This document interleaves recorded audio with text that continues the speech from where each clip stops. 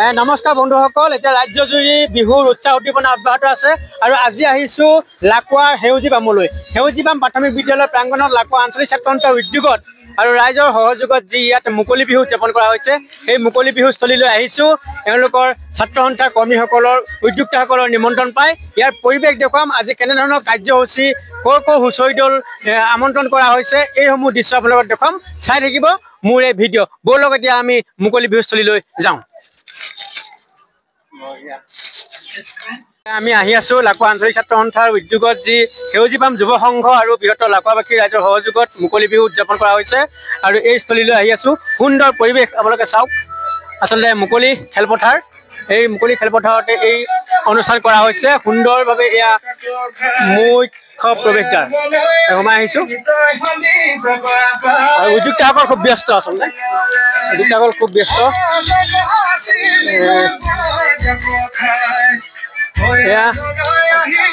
আহি পাইছে, এয়া উদ্যোক্তাসকল আছে খুব ব্যস্ত। বিহু চাবলৈ আহিলো, বিহু শুভেচ্ছা দিছো। আজি কাৰ্যসূচী কি হৈছে এতিয়ালৈকে? আজি এতিয়ালৈকে বৰ্তমান পিঠা পনা কাৰ্যসূচী এটা হ'ল আৰু খনিজ কাৰ্যসূচী। এতিয়া বৰ্তমান আপোনাৰ চিত্ৰাংকন প্ৰতিযোগিতা আৰু আপোনাৰ ৰচনা প্ৰতিযোগিতা, এইকেইটা কাৰ্যসূচী এতিয়া বৰ্তমানে হ'বলগীয়া আছে। আমাৰ বিহু হুঁচৰি দল আহি আছে। এয়া আমাৰ ৰাহুল আছে। ৰাহুল, কেনেকুৱা কাৰ্যসূচী চলিছে? ধুনীয়া চলিছে। পোনপ্ৰথমতে অসমীয়া নৱবৰ্ষ আৰু ৰঙালী বিহুৰ অসমবাসীলৈ শুভেচ্ছা জনালোঁ। আপোনালোকৰ ৰঙালী বিহুৰ শুভেচ্ছা জনাইছোঁ।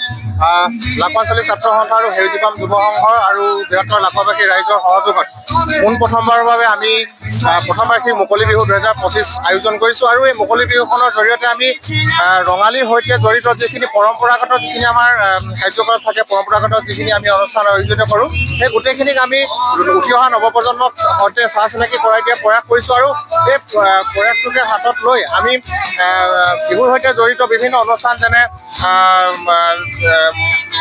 পিঠা পনাৰ প্ৰদৰ্শনী অনুষ্ঠান, আমাৰ হুঁচৰি প্ৰতিযোগিতা, তাৰ বিহুৰ সৈতে সংগতি ৰাখি চিত্ৰাংকন ৰচনা প্ৰতিযোগিতা অনুষ্ঠিত কৰিছোঁ। আৰু এটা আমাৰ গুৰুত্বপূৰ্ণ যি ৰঙালী বিহু বুলি ক'লে আমাৰ এটা পৰম্পৰা আছে যে জ্যেষ্ঠজনৰ পৰা আশীৰ্বাদ গ্ৰহণ কৰা হয়, আৰু সেই অনুষ্ঠানটো আজি আমি ৰূপায়ণ কৰিছোঁ। আৰু ইয়াৰ জৰিয়তে নৱপ্ৰজন্মক আমি আমাৰ যিটো বিহুৰ সৈতে জড়িত যি চহকী সংস্কৃতিক আমি পৰিচয় কৰি দিয়াৰ প্ৰয়াস কৰিছোঁ।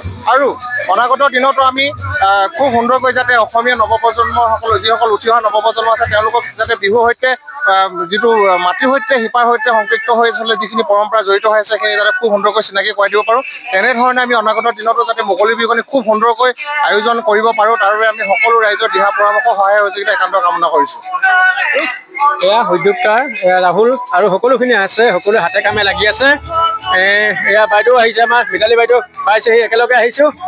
আহিয়ে কেনেকুৱা লাগিছে পৰিৱেশটো? বহুত ভাল লাগিছে।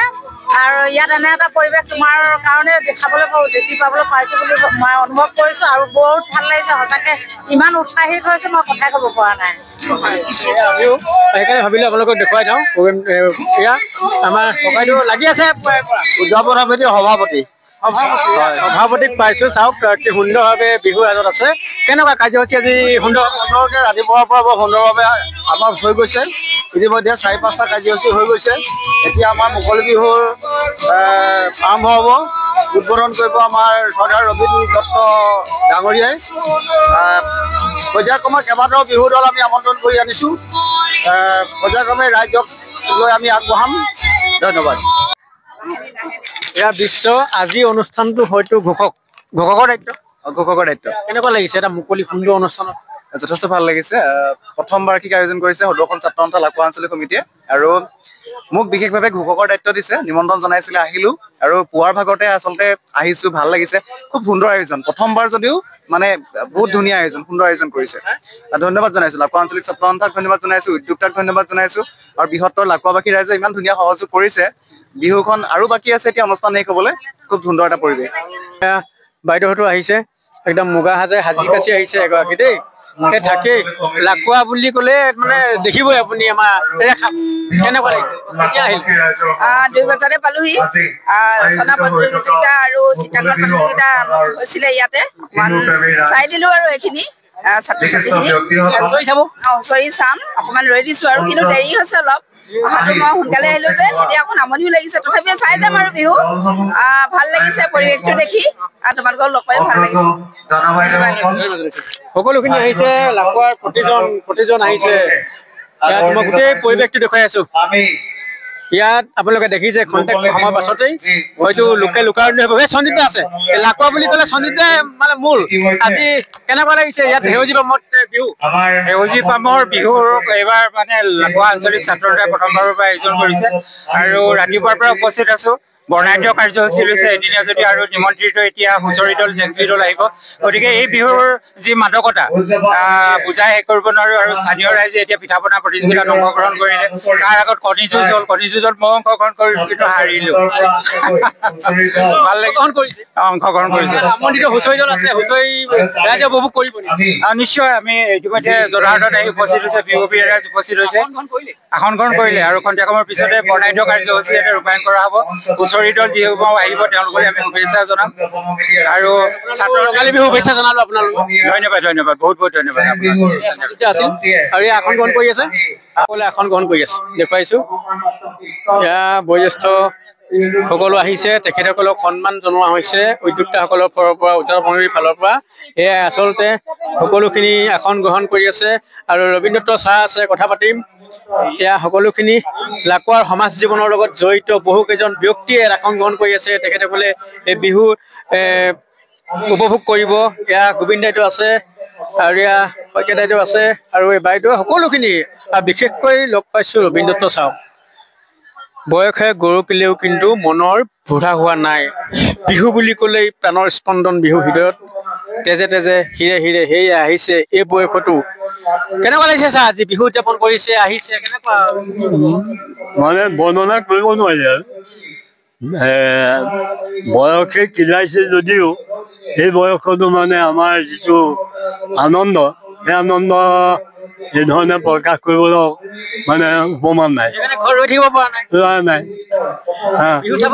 বিশেষকৈ এই উদ্যোগী নৱপ্ৰজন্মই যি ধৰণে আগবাঢ়িছে আৰু তেওঁলোকৰ যিখিনি আদব কায়দা বা ৰীতি নীতি লৈ পেলাই আগবাঢ়িছে সেইটো সঁচাকৈ এটা ইতিবাচক সঁহাৰি আমাৰ অসমৰ কাৰণে আমি খুব ভাল পাইছোঁ কেইবাটাও হুঁচৰি দলক নিমন্ত্ৰণ কৰিছে সেইখিনি আপোনালোকে উপভোগ কৰিবলৈ অধিক আগ্ৰহে বাট চাই আছে অধিক আগ্ৰহে সেইটো আমি আজি গোটেই দিনটো এইবুলিয়ে লৈ আছোঁ হয় এয়া লাকুৱাৰ সেউজীয়া অঞ্চল ঢোল পেপাৰ মাতে ৰজন জনাই উঠিছে চৌদিশ আৰু প্ৰতিযোগীগৰাকী আহিছে লাকুৱাবাসী আহিছে সকলোৱে সহযোগ কৰিছে আৰু এয়াই আচলতে আমাৰ প্ৰাণৰ স্পন্দন বিহু আৰু এইসকল এনেধৰণে আছে কেনেকুৱা লাগিছে আজি পুৱাতে আচলতে কৃষ্ণ পুৱাৰ পৰা বিভিন্ন অনুষ্ঠানটো হৈ গৈছে তাৰপিছতে এতিয়া মুকলি বিহু আছে আৰু মুকলি বিহু উদ্বোধন অকণমান পাছতে হ'ব তাৰপিছতে বিভিন্ন দল সংগঠনৰ হুঁচৰি দল আহিছে জেং বিহু আহিছে তেখেতলোকৰ হুঁচৰি প্ৰদৰ্শন কৰিব জেং বিহু প্ৰদৰ্শন কৰিব আমি উপভোগ কৰিম বুলি বাট চাই আছোঁ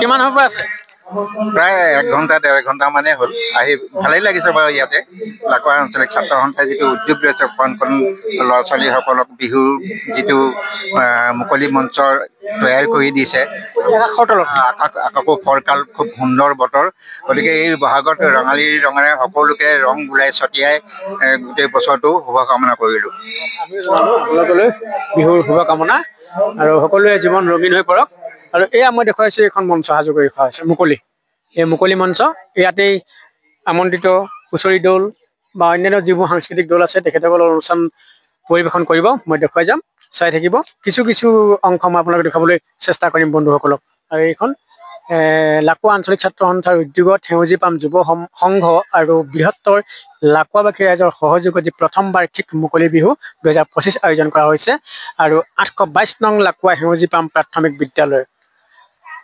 বন্ধুসকল মই দেখুৱাই আছো আৰু এই বিহু উদযাপন সমিতিৰ তৰফৰ পৰা এই অঞ্চলটোৰ বয়োজ্যেষ্ঠ ব্যক্তিসকলক আচলতে উদযাপন সমিতিৰ তৰফৰ পৰা উদ্যোক্তাসকলৰ ফালৰ পৰা অকণমান শ্ৰদ্ধা জনাব বিচাৰিছে সেই কাৰ্যসূচী ইতিমধ্যে হৈছে মই দেখুৱাই আছোঁ বন্ধুক এয়া ৰবীন দত্ত ছাৰ অঞ্চলটোৰ অন্যতম এগৰাকী বয়োজ্যেষ্ঠ ব্যক্তি অৱসৰপ্ৰাপ্ত শিক্ষক আৰু সকলোৱে এইসকল বয়োজ্যেষ্ঠৰ শ্ৰীচৰণত সেৱা লৈছে আমি সেই দৃশ্য দেখুৱাইছোঁ এয়া এক পৰম্পৰা অসমীয়া সমাজৰ আশীৰ্বাদ গ্ৰহণ কৰিছে সকলো মই সেই দৃশ্য দেখুৱাই আছোঁ